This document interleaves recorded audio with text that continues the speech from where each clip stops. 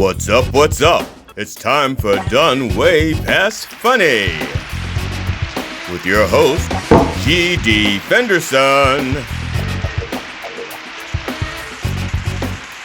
Join us as we discuss the arts, science, and business of comedy with comedians and comedian adjacent. With this episode's guest, Randy Levin. It's time to get down and get dope with Done Way Past Funny. Hi, welcome to Done Way Past Funny, where we discuss the arts, science, psychology, and business of comedy with comedians and comedian adjacent. I'm your host, G.D. Fenderson, certified forensic humorist at large, but I'm losing weight, so I tell myself. My guest today is Randy Levin, former comedian and current co-host of the String Theory Guitar Obsessed documentary. Randy, welcome. Thanks for having me. Do I call you GD or do I call you Glenn? I'm so confused. That's a good question. For the purposes of this show, let's just say GD, only because I don't want to confuse them. Okay. That's all. It doesn't matter. I answer to both. It's funny. I only use the GD because this is supposed to be about you. So let me tell you how I got I'm gonna cut out so Randy, all this other stuff gets cast aside, I guess, but I want to, if you don't mind, tell people a little bit about yourself, where you're located, what you're up to, whatever, a little brief 30-second bio, and how they can stalk you if you want them to stalk you. I'm in New York. I hate to admit it, but Long Island, but I try to avoid saying Long Island. That's just New York. Sounds cooler. And I was a stand-up comic for 20 years, made my living at it. Then I watched Dead Poets Society one too many times, and I became a high school teacher, and that was 10 miserable years after that. And then I walked away from that, and I started my own little company helping kids getting into college. And that's really that's my day job. And then, the documentary fell in my lap, and I did this guitar documentary. And so I have a boring, stupid life. I have a wife. I have 2 kids in college, and which means I'm going to be selling my kidney soon to pay for college. And that's about it. And I, hang out. You didn't do a good job raising your kids because you're supposed to raise scholarship babies, Yeah, white, Jewish, it's really hard for that, We tried to check off Eskimo and, or trans. Well, but one of them is Momo, so you just could have written Eskimomo. That's true. That would have been kind of cool. Yeah. And Eskimomo and Eskajojo. Yeah, that would have been nice. Oh, speaking of which, Jojo just called me. Oh. No, I'm hanging. No. If you need to take that, you can take that. Oh, okay. If she needs bail money, I could, call later. Well, that's why you're supposed to have twins. That's what twins are for. It's like you got the wrong one. I'm the good one. Right. Now, Randy, you said you were former comedians. So I want to know, this is a 2-part question. What got you into comedy? And then what got you out of comedy? Oh, good question. So when I was a kid, I was really goofy, and my father did magic. So the first thing I really was as a magician, which I'm not, it's supposed to be nobody likes magicians or whatever, but I did magic, but I was always very funny. And the more magic I did, I was funnier, I was becoming funnier, so I wanted to do less magic, but without sounding without name dropping. A friend of mine was really close friends with Paul Reiser before Paul was famous.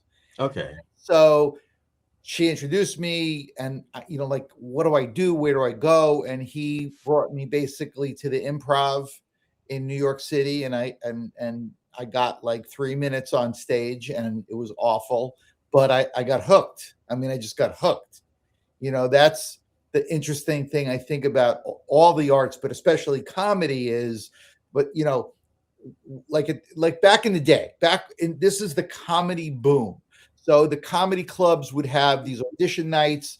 You would have like 3 minutes. And then if they liked you, they bring you back, you do 5 minutes and, that kind of thing. And then maybe if you're really lucky, you get a weeknight spot at 12:30 in, morning. But, that audition night was packed. Right. But most of those people disappeared after that first night because 3 minutes in front of 4 drunk people is really hard. So the difference you need at least 5 drunk people. You need at least 5 drunks to make a quorum. Exactly. But the thing is, even if you suck, like even if you bomb, if you got that drive, you're like, oh, I'm coming back. Right. Where most people, they go, oh, this is awful. I'm never doing this again. I never thought of it before this way, but I quit. I used to skydive, and it's sort of like skydiving in the sense that tandem or free fall. I did free fall. Okay, you did the real one. Yeah, but tandem. What's interesting is most people that do tandem once go, that was fun, never doing that again. I did tandem and I went, when do I free fall? When do I get this guy? When do I get off his back? Oh, so you did both.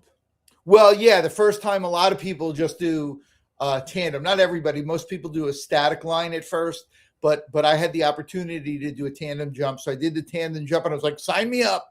And but a lot of people, like they do the tandem jump. They go, that was amazing. That was great. I'm leaving now. I never want to come back. So with comedy, the first time it's awful. You go, that was amazing. I got to do that again. Where most people are like, I'm done. So that was the very beginning of it. Now, so you knew Paul Reiser when he was still Paul Rising. Exactly. Now, we weren't buddy. Like, I mean, right. I wish, if I knew what was going to happen to him, I would have, stayed really good friends with him. But, but yeah, he's the guy that sort of introduced me to it all. And I got the bug. As far as why I left, man, that's a really long story. But the long and short of it is I rode that wave as long as I could. I moved to LA because I thought I was going to have my own sitcom. Surprise, I didn't have one. What? Yeah, I know. Didn't you read about it in Variety? I thought I remembered not seeing it. Yeah, exactly. I ended up, I was married before. So I was married, lost all my money, got divorced, came back, crawling back to New York. I did, I was able to piece things together, but by then the comedy boom had sort of died. But I will tell you 2 stories. You could edit it out or whatever. Oh, no, we're keeping.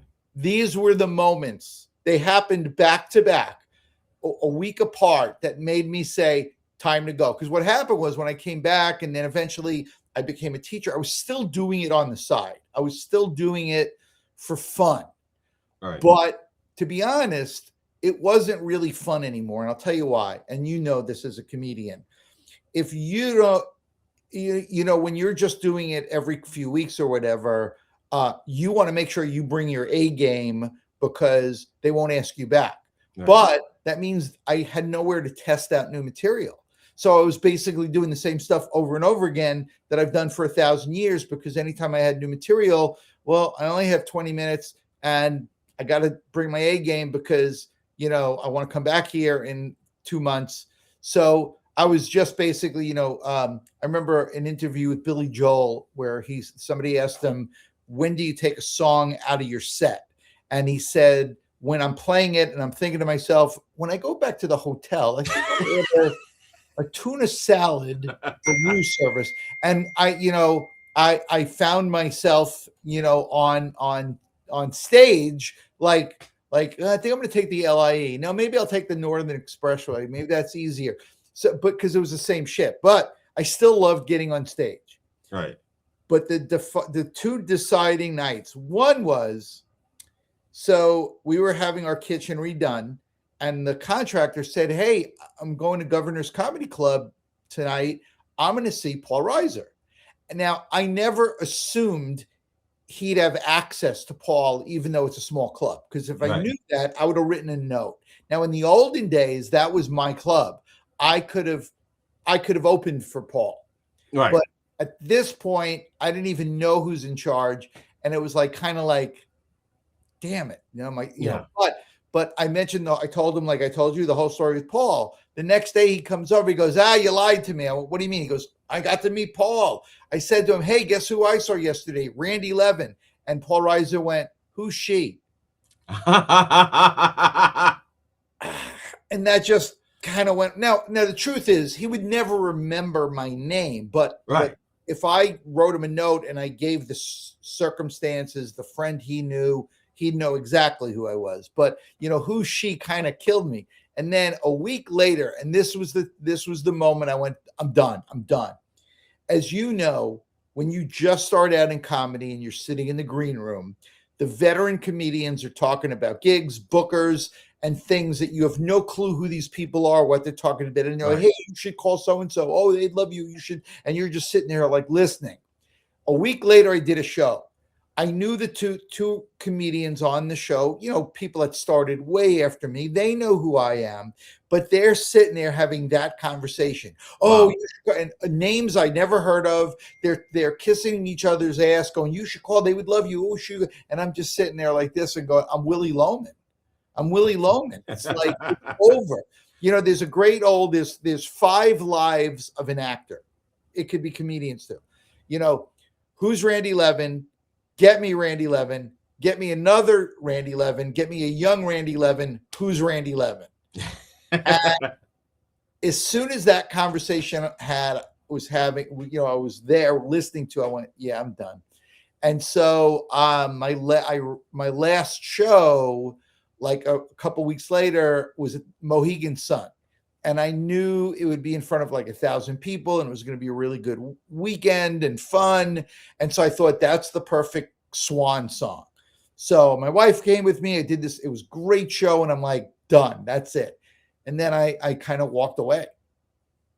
So, yeah. I mean, because with comedy too, and, at a certain point, you sort of age out if you're not keeping really contemporary and keeping up with it. And, I wasn't able to because I had a real job and there was nowhere for me to test it. I'm certainly now, I had a wife, I had, the 2 little babies, where I'm not spending my nights going to different open mic nights again. I mean, it was crazy.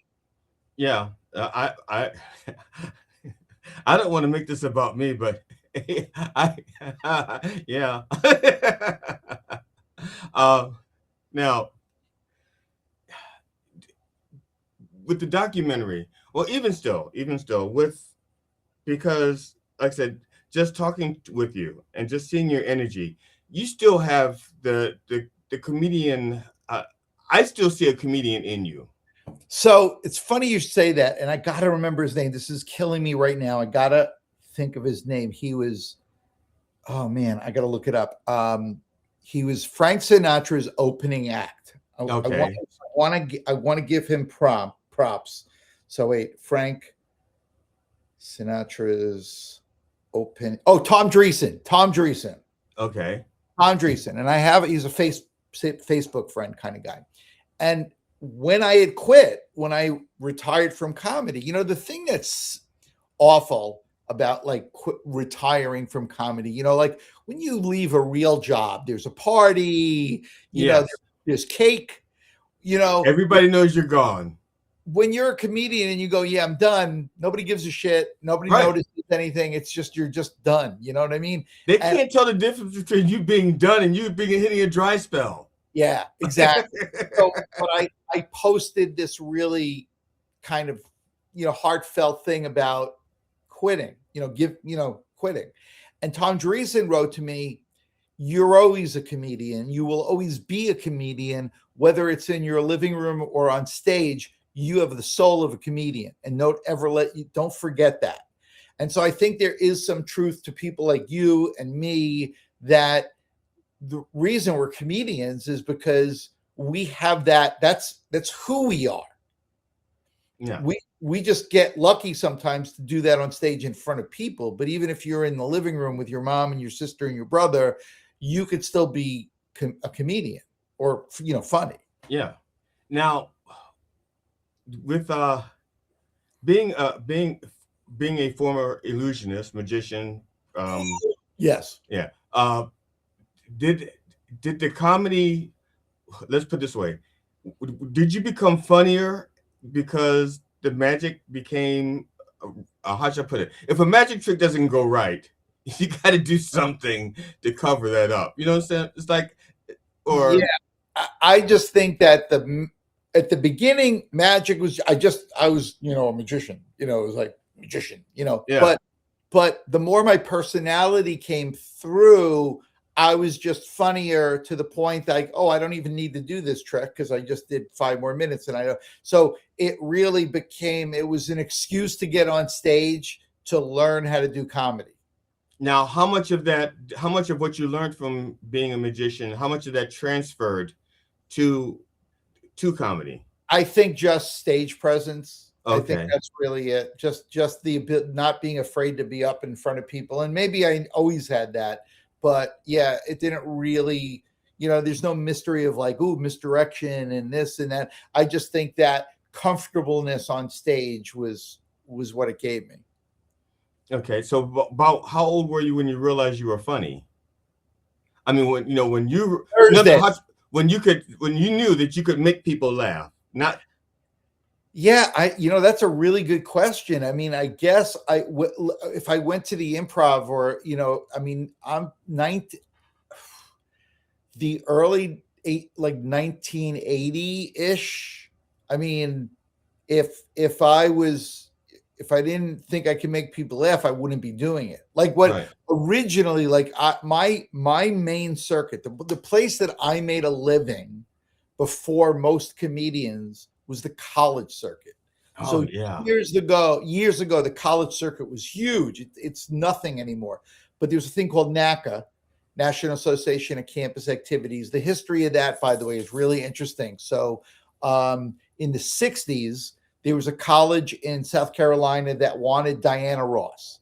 And it was too much money. So somebody in that activities office had a brilliant idea. They called the college that wasn't that far away, or North Carolina, and said, "Listen, why don't we do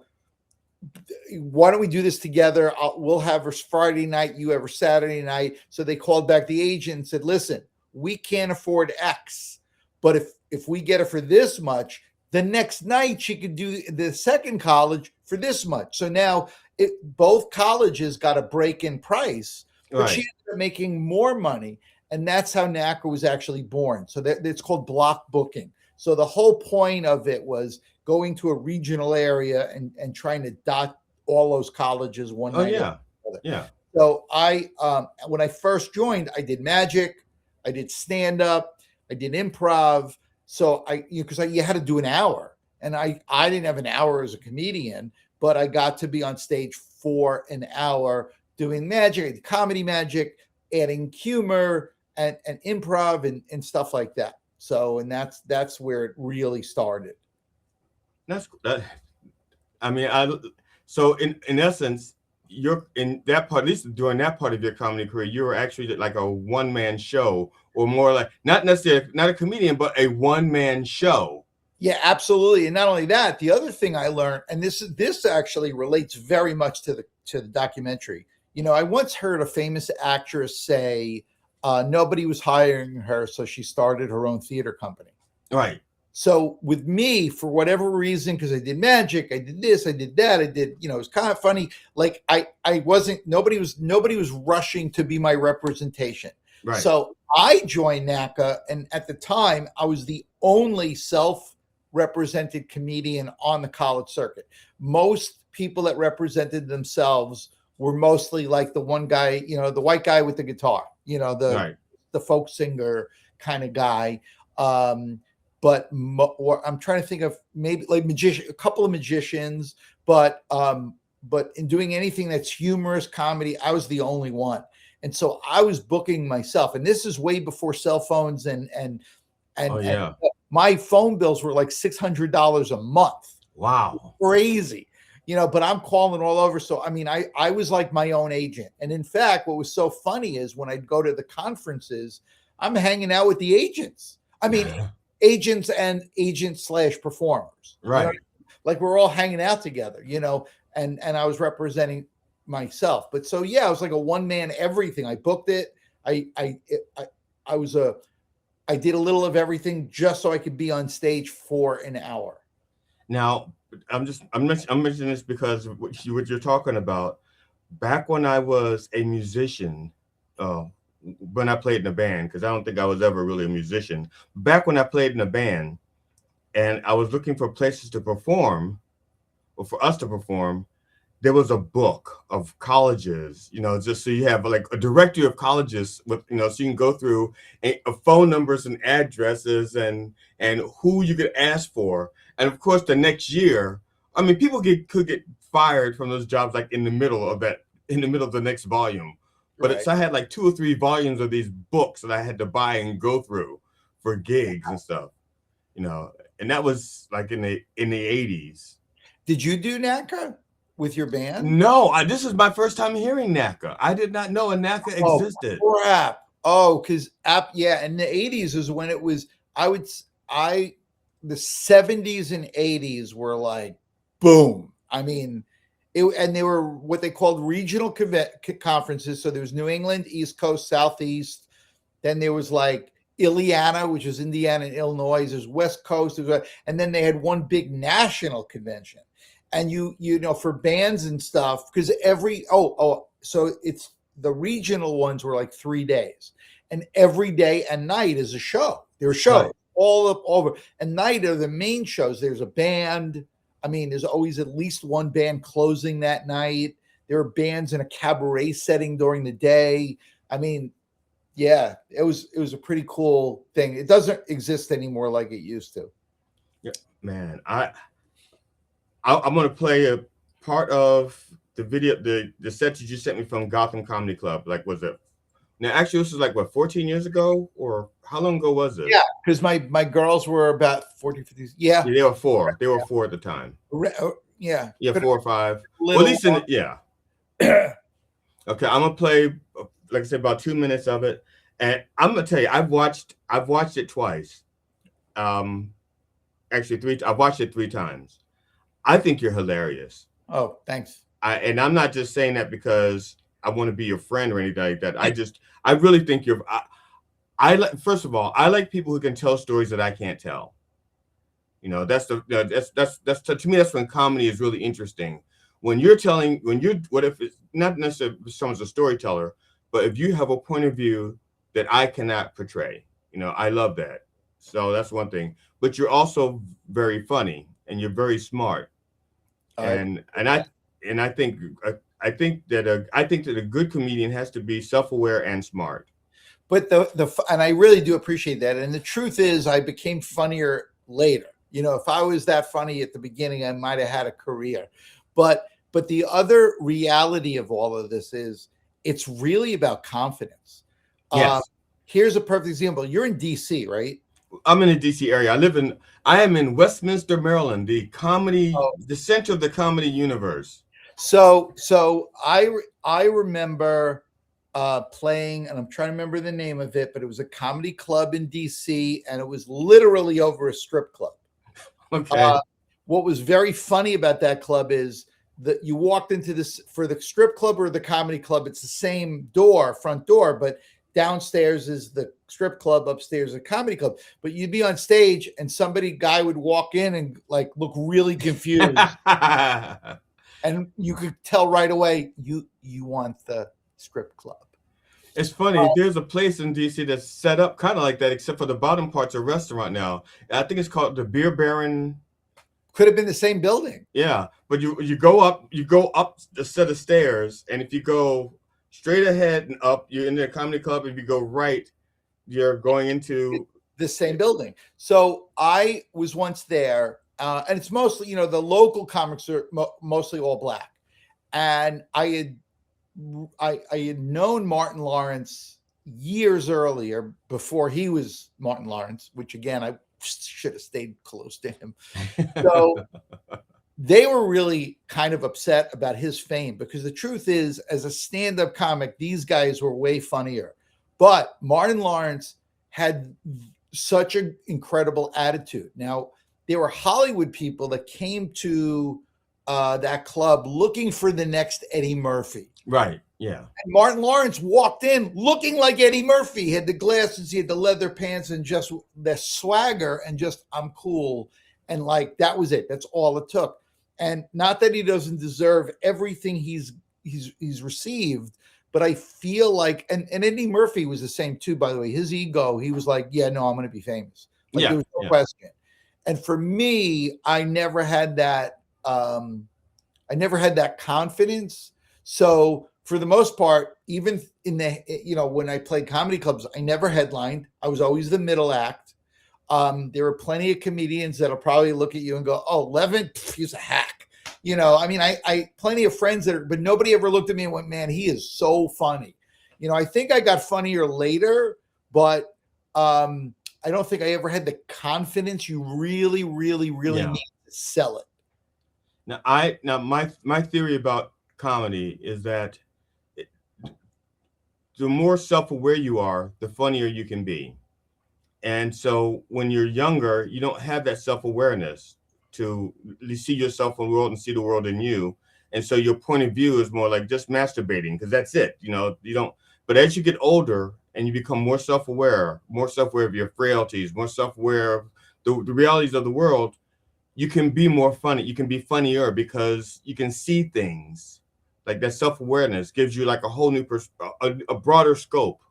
Right. I totally agree with that. I think there's another component because it's been said about me by multiple people, and I think they're right. You got to be willing to just let go. Yes. Just let go.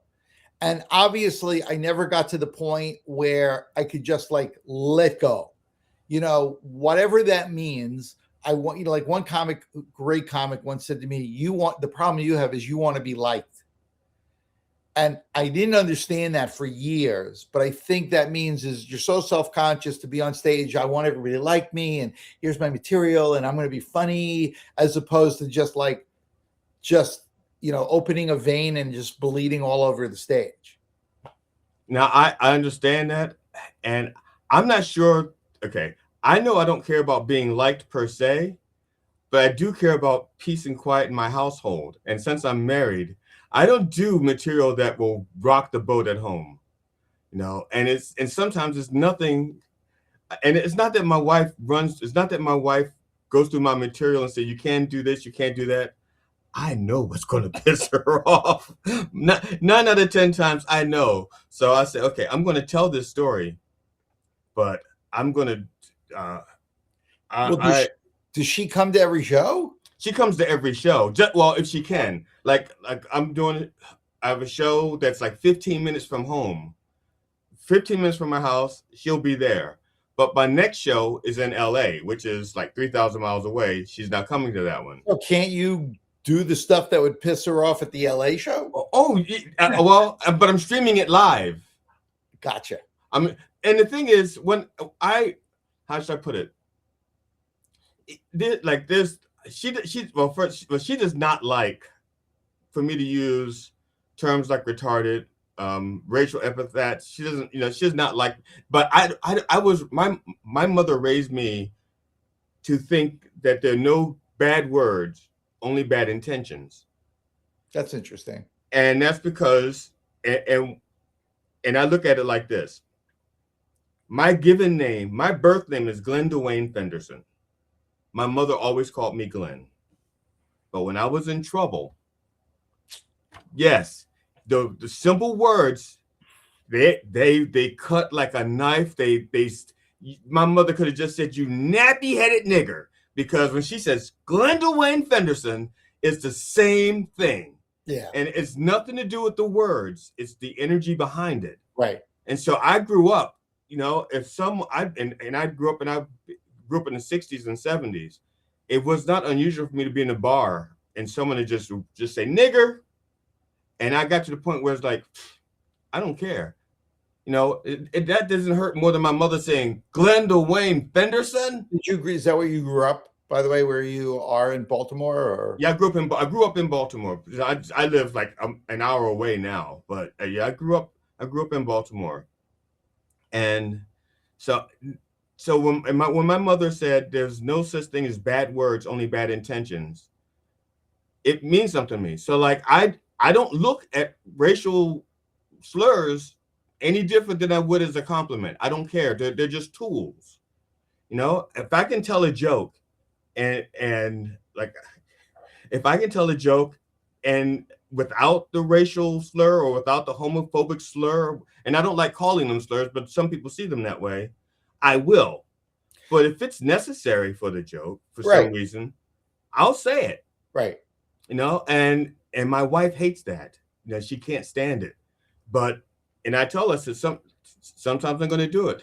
Last night we're at dinner with some friends, and somebody had said, I said, I was talking about something in the news, and I said it was an Indian call center, and they said an Indian call center. I said yes. Now I didn't think I had to explain Indian call center because of the but they said, you mean like Indian or Native American? I said, oh, like I said not like that, and they busted. Not casino Indians, right? Yeah, Indians, right. I said not the but the I think I took taxi cab, and I did, and my wife. Now everybody else starts laughing, and it's then one woman stops and goes, "I think somebody's going to have a problem with that," and my wife goes, "Did I marry a racist?" No, you married someone who doesn't care about racism. That's very funny. Now, well, I want to play this clip. It's at Gotham. Is that the Gotham City Comedy, right? Gotham. Yeah, Manhattan. Yeah. And we can talk about it on the other side. Sure. Okay. Harrison, a round of applause. I'm on my second marriage, and I have to tell you, she's the best in my price range. I was a little bitter after I originally got divorced. I would tell people thinking about getting married, just save yourselves the time and aggravation. Just go up to a woman on the street you don't like and buy her a house. The rest of you will get that joke in a few years, trust me. Here's the weird thing now, in my second marriage, I'm 53 years, I didn't think about that. I'm 53 years old. I have twin 4-year-old girls. No. My life is pretty much over. I'm going to be in my 60s with teenagers, which has its advantages, too. I could feign senility. Daddy, can I have $20? No, thank you. I just had tuna fish.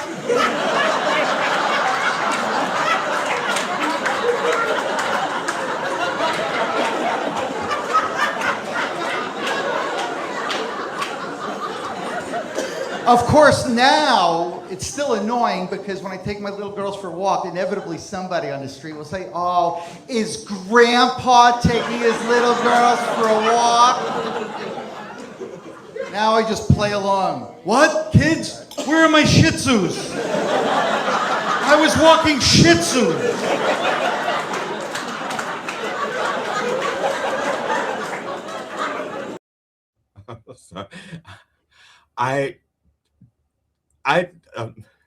First of all, I still laughed out loud with the what? No, thank you. I already ate tuna fish or something like that. I can't even remember now.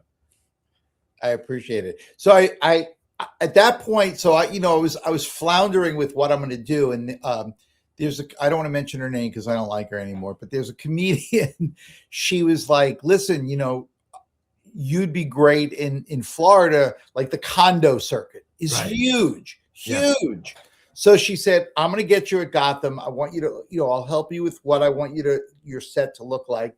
And we'll send it to my agent down there and you'd be great. And the condo circuit, I thought was going to actually save me and keep me in show business because the money was great. Mm-hmm. You fly down to Florida, you could do 2 or 3. It was almost like the college circuit for 90-year-olds. Right. So the agent calls me and he puts me on a showcase. So the showcase, huge room filled with all these, older people. And I killed. It was great. He was like, "Oh, we're going to have you working all the time." And then somebody pulled me aside and said, "I want you to remember something. The people on the committees, the people in the audience are on the committees for each of those condos. They're healthy enough to get into a car and drive here. that doesn't mean the audience is going to be as with it. And sure enough, the first condo I fly to Florida, I get there, and people are on oxygen tanks, and people are speaking, and wheelchairs, and what are you saying? Talk louder. And it was like death. It was death. Then I did another one, and this was the worst. So it was a Yiddish club. Now I don't speak Yiddish. I know one term, gave kakanaf hayam, which means go shit in the ocean. But the people that speak Yiddish fluently are usually European people. Right. And old European Jews might as well be Nazis. They have no sense. They're just like, this is not funny. And I'm doing my act. Nothing. I'm just dying. I'm just dying, and it was awful. And that the agent dropped me, and that was it. I didn't do any more. It was just, because again, those people in the showcase they might have been 70 years old, but they're driving cars. They're able to do this. They're on committees. The people that come to these shows are 95 and, dying. Now, listen, I did a few other shows, and some of them were pretty good. In fact, one of my favorite ad libs probably of all time, I played one of these places, and it was right after New Year's Eve. And the stage behind, I was on the stage, but the wall, whatever year it was, I don't even remember a year, giant letters, what year it is. And I looked at that sign, I looked at the people, and I looked at the sign, and I said, do you really need to be reminded? Like, holy shit, I don't have a lot of time left. That kind of thing. But yeah, that was that. Yeah, but that video was really used for that. I couldn't really use it for much else because surprisingly, and I think this is part of the reading of the writing on the wall too. So the guy that owns Gotham Comedy Club is the nicest guy in the world, really nice guy. And I heard he'll watch any of the things they do there and he'll critique it. So he watched that set and he called me up and he said, it's very funny for a specific audience, but because now things are hipper and cooler. And like that was 2009, 2010. Right. And the whole set, I didn't realize it. I thought that set works for everybody except for maybe, college kids, but comedy has changed and in what people talk about. And so some of that stuff might've translated, but I guess my age, everything else, like I'm not that cool, hip guy. And I also don't have edgy enough material to be the old guy who's really angry. You know what I mean? So I just put together a show called Funny Old Farts. And the youngest person is in their late 50s, maybe 60. Our oldest comedian is 77. Cool. I'm in the middle. I'm 66. But it's Funny Old Farts. And again, because of the way it's billed, what you're getting, And where audiences you're playing to. Yes. 22-year-olds aren't coming to that show. Well, some are, but it's because some things are universal. True. Relationships are universal. And then there's also some ways of telling people things like, okay, yeah, I was young once. Now I'm here. Let me tell you how I got here. Right. So there are ways of doing it, but yeah, I understand. I understand. Like I said, I find what you did. Like I said, I think you're very, very funny. Oh, I appreciate it. Now, what was the next thing I was going? Oh, I wrote it right here. Okay.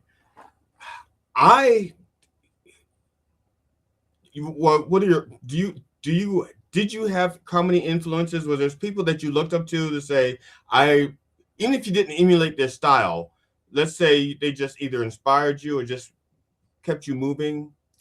Not really, other than just loving, George Carlin. I wish I was George Carlin, that kind of thing, or seeing comedians. I remember in high school seeing a guy named Kelly Monteith. Yes. Kelly Monteith. Yes. Show. And he's the guy that I was like, oh my God, you can just get up and make people laugh.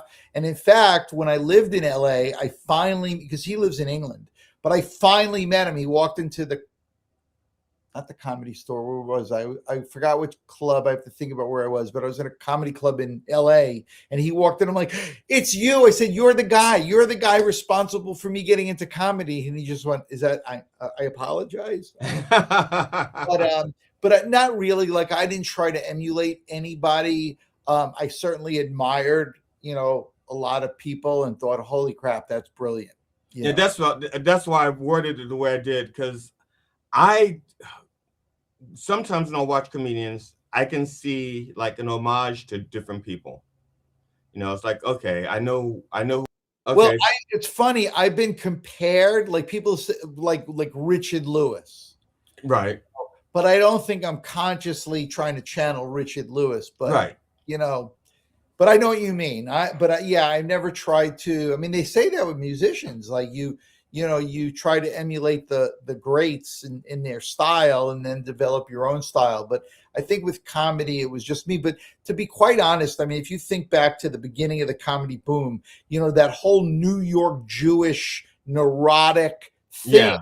Is like we were all, Paul Reiser, Woody Allen, Richard Lewis. I mean, everybody was that New York Jewish neurotic sensibility. So, Now, because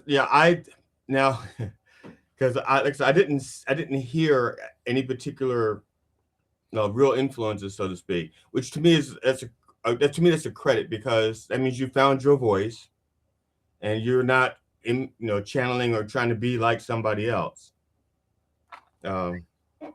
Now, next page. Okay. I guess I'm trying to decide if I want to jump around, or let's stick with. Let me skip to the documentary, and then we'll come back to comedy. How's that? Sure. Whatever you need, whatever you want. Okay. Well, one is $1 million in small untraceable bills. Yeah, me too. You see, I'm not even greedy. I'm not greedy. I'm not like, I don't need $1 billion. I couldn't spend $1 billion. That's ridiculous. I could spend $1 million. So that's funny. I say that all the time. I go, so if I had $1 million, I could live off $100,000 a year. That's 10 years. I'm 67, 77. I don't care. I could die then. Like, it doesn't matter to me. Like it's good. I don't need $1 million a year. Just give me $1 million and I'll live off of that for the next 10 years. Now, okay. Now, I'm sorry. I said I was going to go to the documentary, but I accidentally lied, because your kids are teenagers. Were they aware of your comedy routine, of your comedy career, and did they think you were funny? Well, I mean, so before I answer that question, there's a great, I always remember this, Richard Pryor on the Tonight Show talking about driving his kids to school, and he's driving and they're in the back seat talking about funny comedians, and they don't even mention their father. And he finally says, "What about me?" And they look at him like, "You're not funny." Like, so I don't think most kids ever see their parents. Now, when I was little, I made them laugh, but I could say "Oogie Boogie" and they would laugh.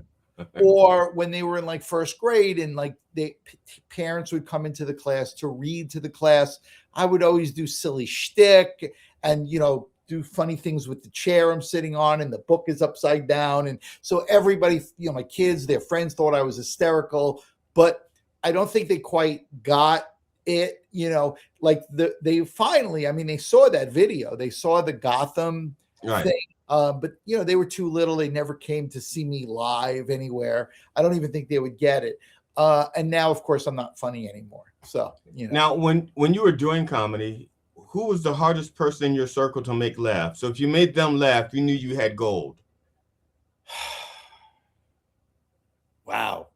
I'm not sure I had that in that sense. What I had was, which is really interesting because it's really parallel to what Johnny Carson went through. Not that I'm comparing myself to Johnny Carson, but Johnny Carson. Yeah, you have fewer wives. That too. Johnny Carson's mother was apparently like the first, like there was a reporter that went to the mother's house to interview her, and he's on TV, and this is the early in the Tonight Show, and he does his monologue, and the reporter turns to the mom and says, "What do you think?" And she just said, "He's not funny," and she left the room. His whole life he could never get his mother to like, "Mom, I'm fucking funny." And I think I was like that a lot with my parents. I mean, I think I finally got them like eventually to accept or to acknowledge that I'm not horrible.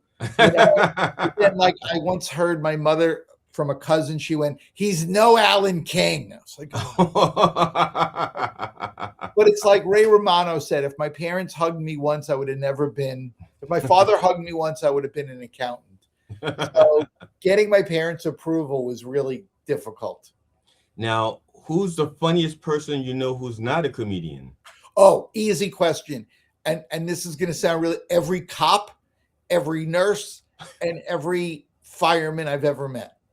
And I'll tell you why. So I had the coolest job I ever had, and it was while I was, early on. I was a New York City EMT, and I worked at a hospital called Jamaica Hospital. And so I was around cops and firemen and nurses all the time. And it's really dark humor, Yes.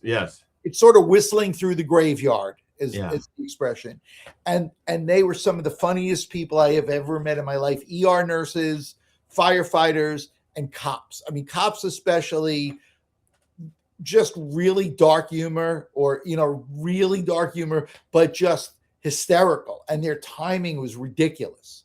I'll tell you the best story. This is, oh my God, this is so irreverent. I'm having a stroke as we're talking here. So there's two stories, but the one that really comes to mind first is this girlfriend or fiance can't get in touch with her boyfriend. He's not, she calls the mom. The mom hasn't heard from the son either. So it's now been like 4 days. He's MIA. They don't have a key to his apartment. They call the police department. The police department brings us along just in case, cardiac arrest or something. So the superintendent, they open the door. They tell the parent, the mother, and the girlfriend, stay here. In the bedroom, the guy is he's dead. He's wearing a sundress. He's in a wig and makeup and a sundress, and he did the auto asphyxiation. Right. But he went a little too far. So he strangled himself. He's dead wearing women's clothes. And the fiance comes running in, she's screaming, the mother, and now we're back out in the living room and everybody's hysterical and they're taking paper, doing the paperwork. And the cop just innocently turned to the mother. It's like, was your son, not knowing this was the fiance, was your son a homosexual? And the fiance went, he was not, he was normal. And he went, oh, and this is normal? I see. And this is normal. Like, oh my God. I had to leave. I had to go in the hallway. I mean, holy shit. Here's one. Here's a great one. I mean, you can't make this stuff up. This guy got a curtain rod stuck up his butt. And as we walk in, the cop says, I'm listening to the cop. He goes, let me see if I got this straight. You're laying in bed, minding your own business. Somehow, the curtain rod got detached from the curtain, jumped across the room into a vial of Vaseline, bounced back onto the bed, and you just casually rolled over and it went up your ass. Is that the way you want me to write this? I mean... And then you go, yes, except for it wasn't Vaseline. That's exactly what happened. Yes. Oh my God. They're really funny. That's all. Yes, they're funny. But I feel like some of the funniest people, I mean, I'm sure you have too, you meet people that have such an amazing dry, oh my God. My cousin's daughter she's young, she's in her 20s. She was in Parkland High School in Florida during the mass shooting. Wow. Okay. She was there. She is an amazing human being. So this last year, June, when my girls graduated high school, she came to the graduation. She's sitting next to me. And the superintendent is making a speech and talking about how lucky everybody is. You survived COVID. You survived the lockdowns. You survived this. You survived that. And she whispers in my ear, when you survive bullets going by your head, then get back to me. You know, it's, oh, you survived COVID. Ooh, how about the dead fucking body next to me? How about that? By the way, I'm encouraging her to go into stand-up comedy. She has so many, she is comedy gold. She has 2 siblings. The 3 kids, she and her brother are both gay. And so they talk about the straight kid as being the freak in the family. You're an embarrassment that you like girls, you know. But between that and Parkland, like surviving a mass shooting, comedy, and she lives in Manhattan, so we're trying to get her to do stand-up. But, and I've told her this to her face, I don't want her to become successful because then I'll feel bad. Like, fuck, I was supposed to be successful. Well, you could always be her agent and say, I made her. I don't want to do that. I have a soul. I can't be an agent. Now, so I did. Now I want to talk about the documentary. I'm going to show the clip from the beginning, and then we can talk about the documentary. Cool. Okay, here we go.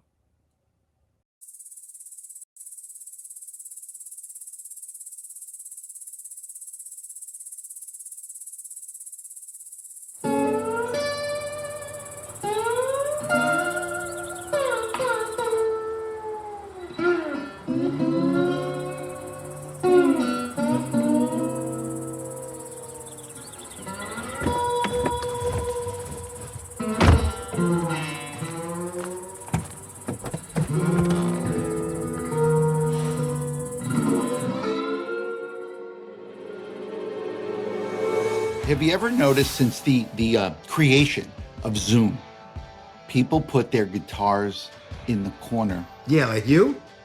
Yeah, and so do you.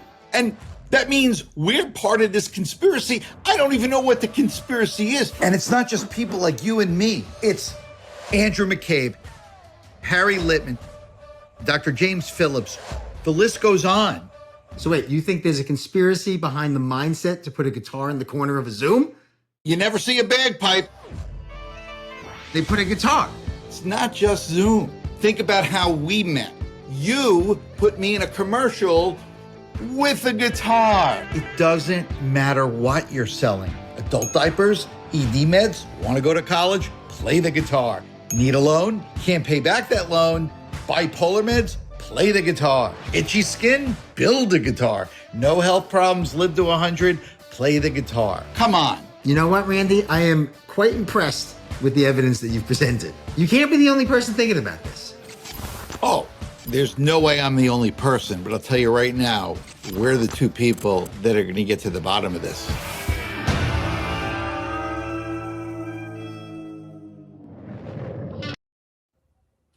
Now, even though the documentary has nothing to do with, well, I'm not going to say it's nothing to do with comedy. There is, to me, it's comedy adjacent. You know. Yeah, absolutely. But, yeah. So, what was? Did you actually just notice that in Zoom calls the guitars were there, and is that what started this, or what? How did it actually start? Yeah. So, and it's, to me, this is so exciting in the sense that I was out of show business. Like, I wasn't a comedian anymore. I tried writing. I spent forever to write a novel that went nowhere. In fact, when I think 2 years ago, I got my first tattoo. Okay. To sort of commemorate being a stand-up comic. Yeah. I really truly miss being in the creative world. I sort of hate the real world. Yeah. If I knew, I mean, I can't really say this for sure because I love my children and my wife, but like, I don't know if I would have ever really left the creative world if I knew what kind of bullshit the real world was. But, you know, right. like, I wouldn't have kids. I wouldn't live in a house. So, you know, whatever. So what happened was I needed some kind of creative outlet, and my kids, when they were little, started taking like piano lessons and bullshit and violin. And I was kind of jealous. Like I would drive them to the music school and sit there. Like, so one day, so they quit, but we had paid for like 15 lessons that we just had. So I said to my wife, can I take guitar lessons? And she thought, look, they might as well get used. You'll do the 15 lessons. It'll be over. This boom, it was like stand-up comedy. This stuff, I picked up a guitar and I went, holy shit, I love this. So and that was 9 years ago. I've been playing the guitar ever since. I suck, but I don't care. It's just for me. So part of my love of the guitar, when I guess the first thing was, okay, I'm sorry, I'm going all over the place. Oh. As you know, as a comedian, the thing about comedians is we have the ability to watch life from the corner of the room. Yeah. So you could be in a fight with your wife, and while you're having that fight, you're watching the fight going, I got a new joke right there. That's what. And so I was so obsessed with the guitar, I started noticing the guitar everywhere. So I started at first noticing it on commercials. And what cracked me up about the commercials, there's one great one, for adult diapers. So here's this guy on stage rocking out, and he's he's older, so the woman in the audience is older, and she's a hot MILF, and she's staring at him, and of course they leave together. So you could shit in your pants, but if you play the guitar, you're going to still get laid. No one's going to smell it. So I saw these commercials, so everywhere it was, ooh, guitar, ooh, guitar, ooh, guitar. Then COVID hit. And immediately, you'll know my politics right away because I was glued to CNN and MSNBC. I would constantly see like Andrew McCabe, the deputy director of the FBI, guitar behind. And by the way, that's what really started this. Jared, my film partner, pointed out to me that I talked about McCabe a million times because to me, if you're the director of the FBI, there is nothing cooler. I mean, he used to be on the FBI SWAT team. Yeah. Like, holy shit, he can kill people with a dull spoon, and yet it's like, I have a guitar behind me. You know what I mean? Yeah. So I started noticing there. Then, because of COVID in the lockdown, when we had like parent teacher night, we did it through Zoom. And what did I do? I put my guitars behind me, and my kids would tell their teachers, make sure you compliment my father's, because they stay in the case. But every time I do a Zoom, they come out, I position them, everything is moved around. And as a comedian watching from the corner, I realized how ridiculous that is. It's so ridiculous. It's silly that I'm like posing my guitars and stuff. But it was just an idea in my head. It wasn't going anywhere. And then I did this commercial, a local Long Island commercial, and Jared was the director. Now, Jared has done real films. He has a great film called Sandpaper. If you like, and it's based on a true story. It happened to his sister. So it's a really freaky movie. So if you look up Sandpaper, great movie. Anyway, so he's won Emmy Awards, the whole thing. So he was at my house. He saw the guitar. We put the guitar in the commercial. And we became friends. We bonded over the guitar. And about like 3 months later, I let that idea out. I said, I have this crazy idea. And I pitched the idea based on what I saw. And he kind of smiled and sort of dismissed it. Like, yeah, that's really clever. And that was it. And then I feel it was like a year later, I was watching Netflix, and they had a series that was the same people that did Law and Order. So it was like Murder, New York. So it was real life, real time, real murders and interviews with the real detectives that were on them. Okay. And this one thing is New York detective. This guy he was at a central casting. I mean, if you want to think homicide detective, this is the guy. He's this big burly guy, and he's now retired in North Carolina. And the only thing behind him was a freaking guitar. I lost my mind. I called Jared and I said, listen, I'm telling you, we have something here.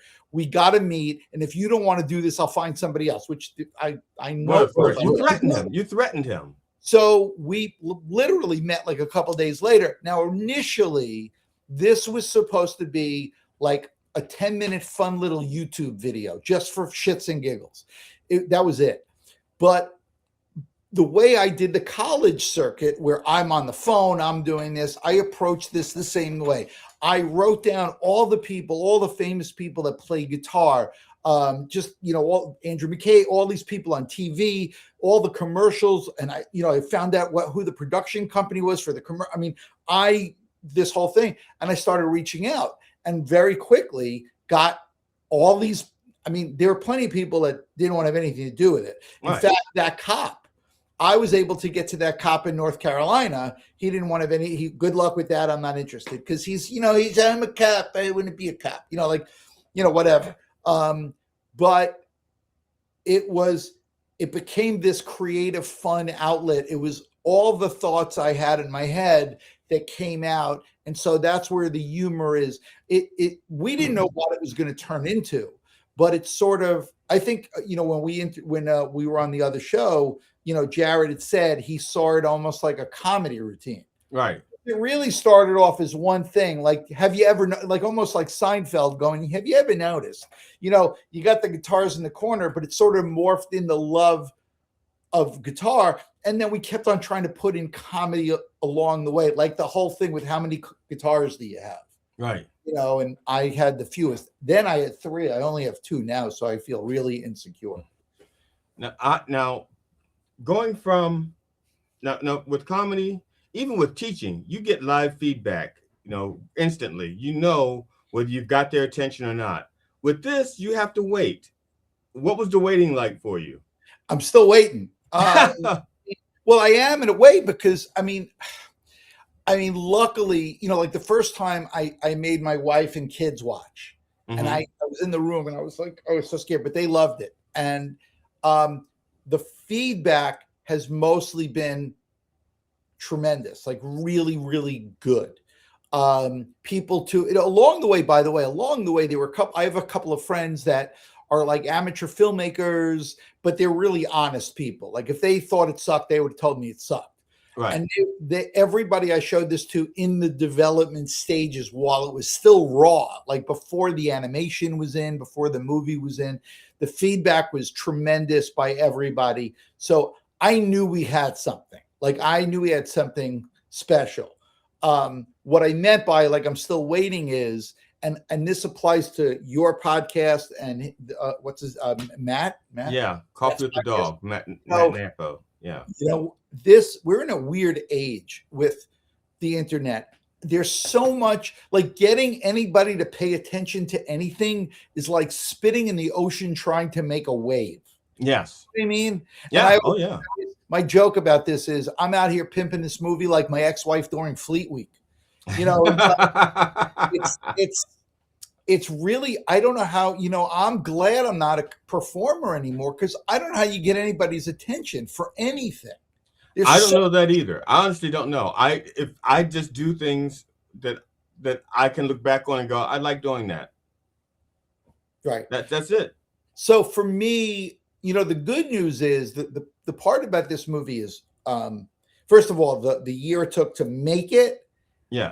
It was the coolest thing I ever did. I mean, Jared is he's got the editing equipment and stuff, but it was still 50-50. I mean, he did the physical stuff, but we talked through what scene, but that whole process was amazing. I loved it. Putting this whole thing together, I loved it.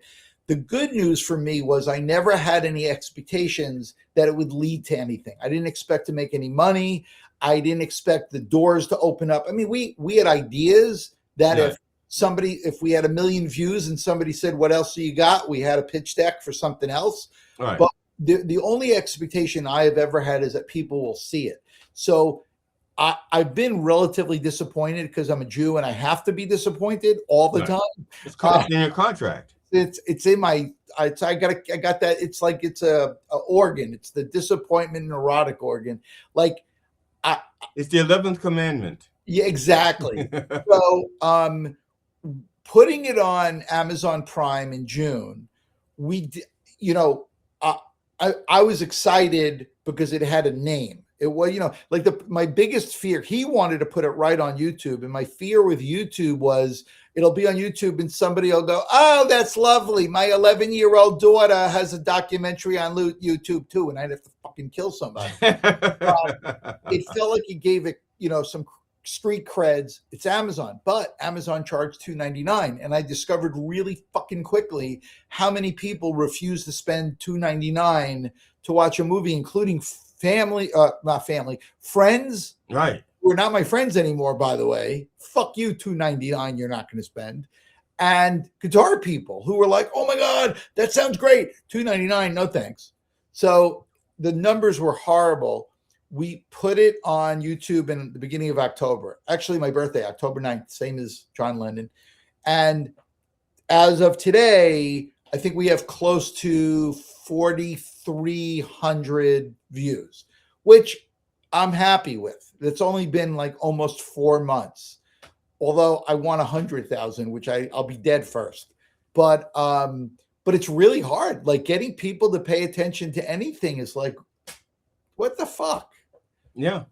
It's funny But because But I was saying, not to cut you off, but I believe, like, the cool thing is I absolutely 100% believe in this. So even when there are some people that don't like it, it doesn't, it's like with comedy. When you're in comedy long enough that when you bomb, you're not like, oh, I suck. You're like, all right, it was an off night, big fucking deal. Because you have the track record to know you're funny.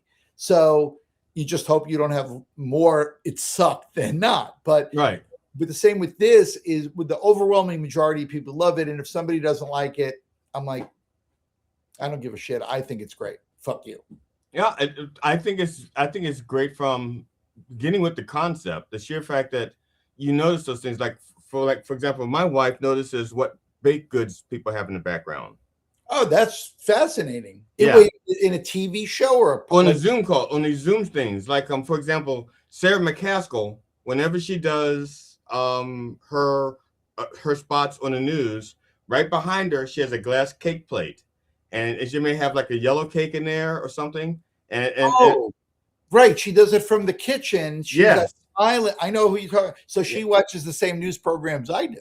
Oh yeah, my wife and I both watch. We pretty much. Yeah. So, by the way, just so you know, as we were making it, I started feeling like we're not giving equal time to the other side.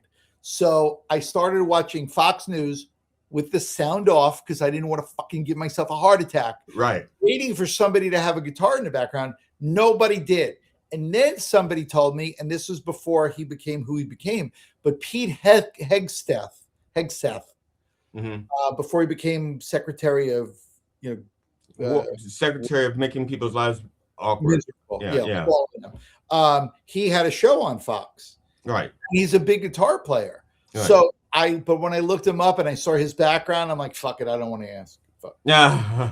But yeah, I couldn't find any Republican. I actually, in the interview with Harry Littman, who I love, former assistant attorney general, I said, why is it always Democrats? And he goes, yeah, Republicans, they're not fun.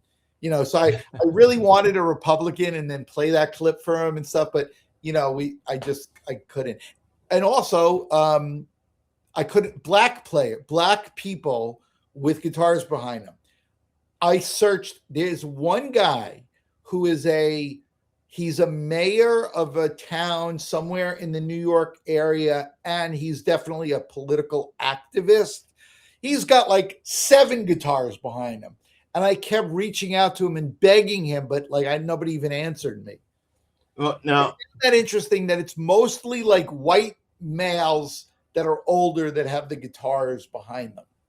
Now, I'm going to lift the veil here. I'm going to lift my veil because, and I don't know if you can see. Yep. Nice. Oh, and a keyboard too. And neat. Cool. And on the wall, there's my CD. I don't know if you can see on the wall there. Oh, cool. Now, nice. Oh, is that a bass? Oh, you play? Yeah, that's a fretless electric bass. Oh, neat. Now, all of my guitars have names, and they're on between this. So all of my 6 strings, the names have 5 letters. So there's a letter per space. My bass, her name is Mai, but it's MAI because it's one letter per space. That way, when I can put the letters on, because I can put them between the spaces, and I don't have to worry about the string rubbing them off. Cool. So, but it's not that I'm hiding mine. It's just that usually I'm doing stuff like this. And I don't want to distract from, because inevitably, like, is that a CD up there? Right. You play guitar? You play keyboard? Is that did I see drum? Are those drums? Is that drumsticks over there? Yeah. That's different because it takes away from what your podcast is. There's no reason for that. Yeah. So, and I'm not as good as I used to be. I got the arthritis. So, so I'm almost embarrassed when people ask me, it's like, so you play guitar? It's like, well, but you do. Yeah. Yeah, I do-ish. So it's funny, you had mentioned earlier about watching the world from The corner. Yeah, from the corner. One of my questions is, and it's about basically, now I'd almost always ask comedians, if you're having an argument with your significant other and something really funny happens during the argument, do you A, like, concede the argument, you win so you can write it down before you forget it, B, zone out, try to remember what the moment was, C, just, I forgot what C is, but when I was younger, in my 20s, when I was in the middle of comedy and I had a girlfriend or my first wife, we had a fight. During the fight, if that happened, I would continue the fight, but like do this, looking for a piece of paper and like go, hold on. And as you're writing that fucking, are you fucking kidding? Just give me a second. I don't want to forget this. Okay, go ahead. I'm an asshole. Why am I an asshole? All the time. I used to walk around at nighttime. I'd have like little slips of paper everywhere. I mean, yeah, no, all the time. I mean, once my wife and I had an argument, and as soon as the argument was over, I told her, I'm putting this in. And I'm gonna tell you, this is, we were driving to Florida, and we had a plant that I gave her. We had it for years. Matter of fact, we've been together for like 23 years. The plant just died like a couple of months ago. I still have it in the basement trying to revive it because I gave it to her. Right. The plant's like 20 years old or 21 years old. It's like losing an old friend. So we're driving, the plant's in front of her, and she's talking. I can't remember what she was talking about. Oh, she was talking about the plant. And she was going, it, and everything she said referred to the plant. It needs water, it this, it that. And then she changed subjects, but she kept saying it. And she was talking about the cat now, but she was still saying it, and it didn't make sense what she was saying. It has to go to the vet. Right. Yeah. And I'm like, and I said, I'm sorry, what are you talking about now? She goes, what do you mean what am I talking? I'm talking about the cat. I said, how am I supposed to know that? Because you kept using it, but didn't change what it is. Right. And she says, I thought I married a man who was smart enough to follow a conversation. And I said, I thought I married a woman who was smart enough to know how to use the English language. Right. And then I said, oh, I'm putting this in. She goes, nobody's going to think that's funny. I said, oh, yes, they will. I thought I married a woman smart enough to know what a pronoun is. Yeah. A pronoun. Yeah. Not one of those amateur ones. So, I'm gonna put the second clip in. Yes, part 2. Same comedy club. It's about a minute later after this, but you guys can follow along. It's funny. Being an older father too, I don't have. They're 4 years old. They run around. I don't have the stamina. I've had to become a little creative in the games we play together. All right, Daddy is gonna lay on the couch with his eyes closed. You're gonna be the policeman guarding the dead body until the coroner shows up. That could be 2 days, 3 maybe.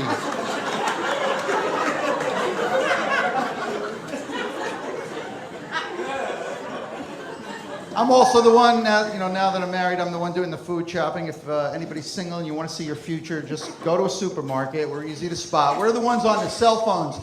They don't have florets. I don't see florets. By the way, if you're a guy and you know what a floret is and you're not married, you're gay. They have one bag, it's small. They don't have a big bag of florets.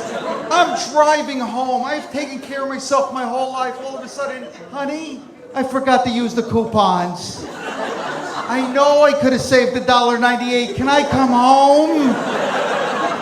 I'm circling the block like the space shuttle waiting for re-entry. Can I come back? I'm complaining, but the truth is I like being married because being single was no picnic. I dated somebody for about 6 months. She sits me down and she says, look, there's something for my life. I think it's important. You should know this. When I was 20 years old, I was a nun. Not a Jewish girl. Do I need to point that out to anybody? I mean, if she was, it was real reform. Like they have mezuzahs, but Christ is holding it. A joke I don't do in Arkansas, by the way. But she used to be married to God. Talk about pressure in a relationship. During sex, she's waiting for the second coming. And it takes me 3 days to rise again. So the point, you're just impressed the Jewish guy knew that. I read my fiction. Start the car. Start the car. I took a subway. Start the subway. Now, I mean, looking back on this, I guess with when you look back on stuff, do you look on it more fondly now, or? Yeah, I haven't watched that for forever, and so I'm like, oh wow, that wasn't so bad after all. So like, I mean, I miss it. I miss being on stage. I miss them holding that microphone. I miss engaging with an audience. I heard somebody on a podcast recently say this. I don't know who he is. He's a famous comedian I never heard of.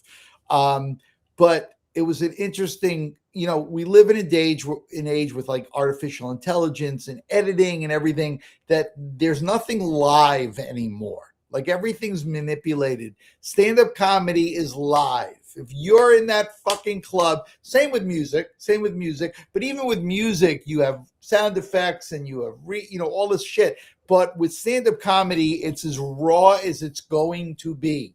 Yeah. And it's immediate. And there's something about that I really, really miss. So, no, I was like, oh, wow, that's not so bad after all. Now, I mean, when you did comedy for like 20 years, you were doing it? Yeah, I made a living for 20 years. And then, so I started, I guess, early 20s. And then I went to like 40, but that's when I became a teacher. So at that point, I still did it, but just sort of on the side, like every once in a while. Now, one of the things, because we have periods, I say, as a general rule of thumb, I may have a period where I'm thinking, even when things are going great, between jobs, like it's like I'm waiting like a month or 2 months between gigs or something. And I was like, oh, man, I just don't know. But there's a couple of things that people have said to me after shows that were so moving that kind of carried me through. Do you have like the moments like that where after a show, someone said something to you that was so profound or something that it kind of like kept you going? So I used to have this bit. It's not that funny, but I used to say, I did a show and afterwards, this guy, I think he was like a plumber. He said, "You're great. You should be a star." And I saw my agent and he said, "You should be a plumber." What I feel like, it wasn't anything that moving per se, but it was the validation of how funny I am. Yeah. But it was the frustration of people are telling me, how come you don't have a sitcom? How come you don't, and meanwhile, I can't fucking headline. Yeah. I can't get this agent to pay. Oh my God. So early on, I mentioned doing the college circuit. So that I've played about 800 colleges over my career, back in the day. So at one point, MTV had the MTV half-hour comedy show. Yes. They were shot at college campuses. Yes. I couldn't get arrested on that show. And in fact, I got a phone call. So one of the schools they shot at, the director of student activities said to the guy, listen, we bring in this guy, Randy Levin, every year. He kills. He's as funny, if not funnier, than the guys you wanted on your show. So it's like, I have the guy contact me and use your name. Contacted him. He vaguely remembered my stuff coming across it, whatever. Send it again. Not interested. Like, are you fucking kidding me? Like, so my whole career, I mean, listen, every comedian could tell stories of like, what happened? Like, you know, like this is not my story. This is somebody else's story. And I don't remember who it is, but it's indicative. It just fits for every comedian in a way, thematically. Yeah. Guys in LA, he's a very funny guy. Johnny Carson's in the audience. Johnny's had a little too much to drink. So the owner says, drive Johnny home, and another comic will follow you in your car, in his car, bring you back here, whatever. So now he's driving. He's got Johnny Carson in the back seat and his date. And the date is going on and on. You were so funny. You were hysterical. I couldn't stop laughing. You were so good. Johnny, you got to have him on your show. And Johnny Carson went, him? No, he wasn't funny at all. Like, and it's like, you just can't win. So my career was filled with those kinds of moments where it's like, that door should be opening and it just like slams in your face. So, the only audience stuff is when they come over to you and you feel like they think you're really good. You're really talented. Like, thank you so much. You really made, like that kind of thing. But, at the beginning, like when I was in the heyday of comedy, I worked all the time. Most comics did. I mean, back in the day, the worst comics were still working all the time as like the MC and would make a few $100 a month. A week. Right. Yeah. Now, would you discourage your kids from going into comedy? I don't even know what it looks like anymore. You know what I mean? Like, I don't understand. Like, I'll tell you something. There's one thing I'm really glad that I don't do it anymore. Number one, once COVID hit and people had to do like YouTube, this kind of stuff, I wouldn't be any good at it. But comedy became so ridiculously politically correct to a point of nauseum. Yeah. And as liberal as I am, I blame the left for making this world so fucking politically correct, you can't talk about anything. And the other thing, which is just the God's honest truth, I am glad that I'm not doing comedy, because if I was on stage, even if I was killing, if somebody had a fucking MAGA hat or something was said pro-Trump, I'd lose my shit and have to go on to a tangent and probably really get in trouble. So it's probably a good thing I don't do it anymore. But I think it's a whole other animal. Like, I don't know. It's not like the olden days. I mean, but look, I mean, one of my daughters is hysterical, very dry sense of humor. If she wanted to go into it, I mean, she's very quirky. Like, she wants to be a genetic counselor. That's what she's going to college for. Okay. And her goal in life is to make sure that ugly people and stupid people don't have children. Here, it says it right here. I'm sorry. Counselor, you can't have kids. I'm sorry. Just go get a pet. No, right there. So, I mean, she's just very dry, very funny. Neither of them are going to do it. But I don't discourage anybody from doing anything. If you're passionate about something, you do it until you don't want to do it anymore. Well, I know that one of the things, the purpose of this, I don't want to call it a podcast, because I call it a show because I put it on, it's on Knob TV and it's on Spark TV. So, but it is available for people to watch on YouTube as well. But the point is, the whole purpose of me doing this is that there are a lot of people who think they should be comedians. And my answer is, some people should be in comedy. Doesn't mean you have to be a comedian. And so I wanted to show people other things that's why I'm talking to comedians and comedian adjacent, because you can be in the comedy field next to the thing you love and contribute to it in a positive way. I mean, you may be a great writer, but get on stage and you just can't deliver those jokes. Right. You may have a great stage presence, but can't write for a crap. Yeah. You know? So I just want to show people different things that they can still be in comedy, even if they can't be the thing that they want to be in comedy. Right. Well, filmmaking, I mean, that's definitely, a way. And because of podcasts, because of YouTubers, I mean, if somebody has a really good sense of humor, I mean, look how many YouTubers just have funny videos and do funny things and funny interviews. And yeah, there's a million like when you said adjacent earlier, I was like, I didn't even know what that meant, but yeah, there's a million ways to be funny or to be in comedy without being a stand-up comedian. Right. I think that the really good stand-up comedians make it look so easy that other people think they can just do it. It's always been that way. It was always that way. Anytime you had a heckler, people just think it's so easy to, the worst hecklers were the ones that, in their office, they were so funny. And then the office group goes to a comedy club and their coworkers are laughing at that guy on stage and this guy's not getting any attention. So he starts heckling and I fucking hate it. I used to destroy hecklers, but yeah, there's so many people that think being a comedian is so easy. And it's not. As a matter, because one of the number one fears, if not the number one fear in humanity, is speaking in public. Right. Well, Jerry Seinfeld has that great line that the number one fear is public speaking. The number two fear is death, which means that you would rather be dead than give the eulogy. Which is a Jerry Seinfeld joke, but it's true. Yeah.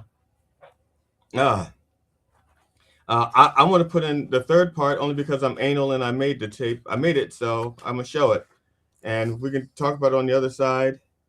Yeah, here we go. The finale of Randy Levin at Gotham Comedy Club. That's two. Here we go. Three. I did have one day job. I used to be a teacher. I was a high school English teacher, New York City and Long Island.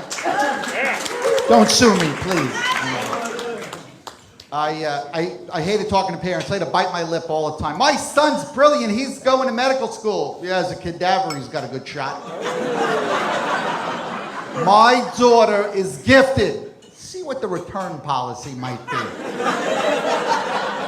Taught in New York City, very diverse population. I had a student, Jesus, which of course means Jesus, but it's really weird to have to physically write that. Jesus needs improvement.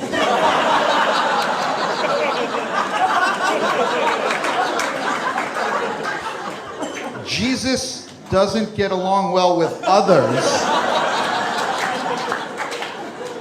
Jesus is failing English. You're feeling good, you get to the school in the morning, new day, you get to your mailbox, there's a note, Jesus' dad called.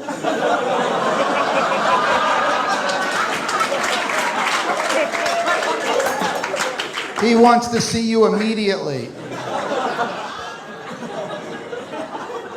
Let me give you an idea why I no longer teach. It's like 5 bad shows a day. All right, everybody, please pay attention. You notice on the board, copy down A, copy down B, copy down C, begin. Yes, Joey. Okay, so like you start with B.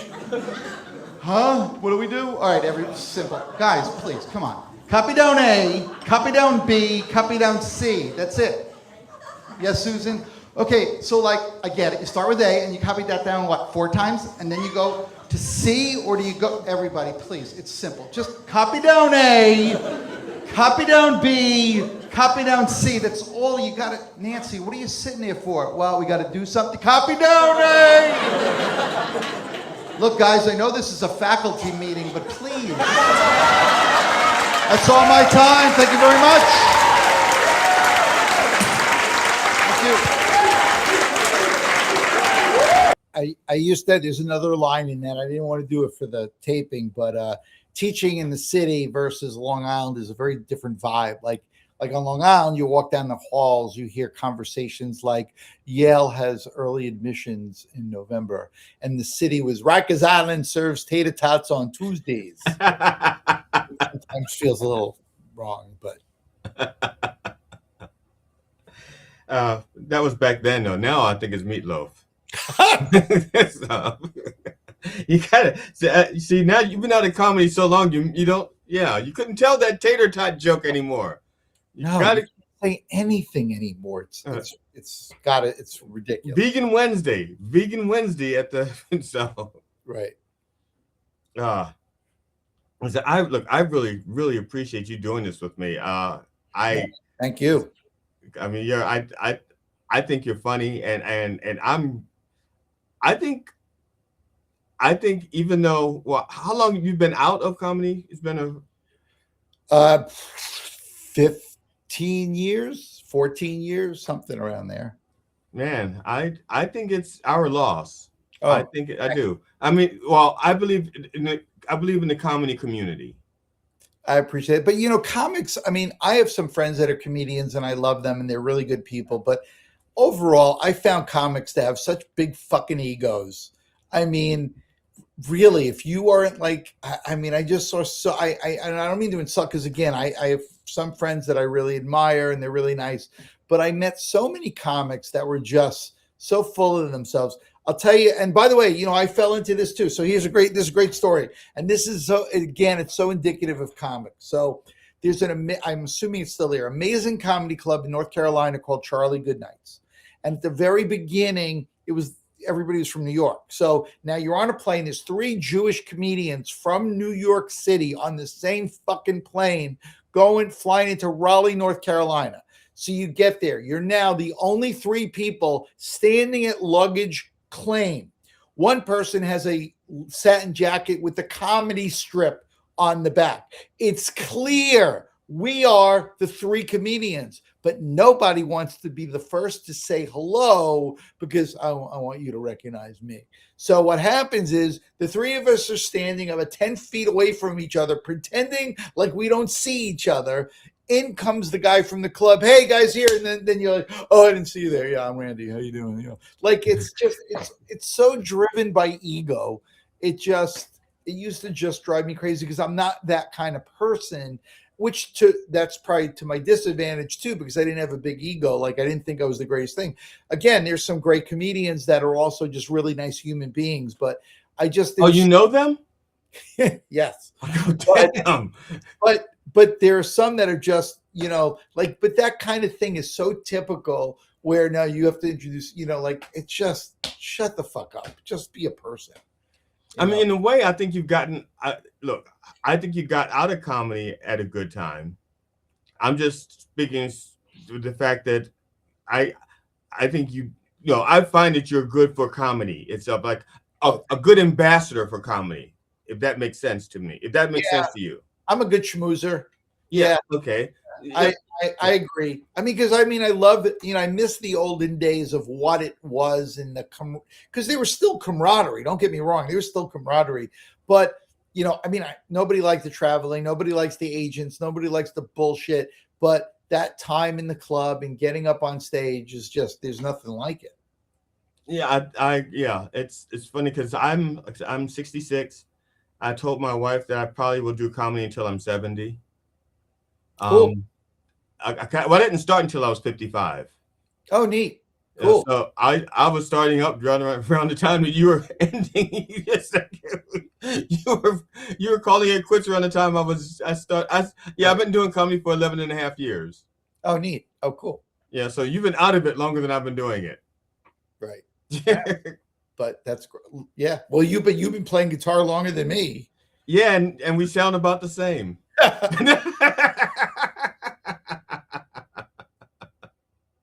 So now I just appreciate you doing this with me. And now Jared, your co-host with String Theory, Guitar Obsessed. Okay, I saw that he has his own little production company. I just want to give him a little shout out because Yeah, Jared is like, he's a filmmaker. He does commercials. He, I mean, that's his business. You know what I mean? Like this was just another project for him. I mean, a passion project for sure, but it's like, that's done. Let's move on. Me, I'm just like I said, I'm pimping this like my ex-wife during Flea Week. Did you have to teach Jared how to be funny? I'm just teasing. He's so young. He's so young. And did he not? Yeah. No. Yeah. No, he's funny. No, I'm just, so thank you so much, Randy. Thank you. Is there anything you want to plug? We're going to talk about the movie. Just if people, even if you don't play guitar, but if you like music, it's only an hour long, so you can't get too bored. It's on YouTube, free for everybody. It's called String Theory Guitar Obsessed, and it's a lot of fun. And it's a lot of fun. That's all. That's it. It's an hour long. Stay past the closing credits for a very funny scene afterwards, but it's a lot of fun. And so, yeah. Now I want to put this out there as well, because Randy is looking for 1 million. Remember, he's looking for 1 million views. Once he gets that, he's going to release the other documentary that they already have written. No, we don't have we don't have it. No. That's it. We have another one. Yeah. Yeah, so if you love this, if you like it, you'll get to see the second one once it hits 1 million views. So tell your friends. Cool. What's the other one called? No, I'm just kidding. Thanks. I get, my pleasure. All right. All right, take care. Be well. Thank you. And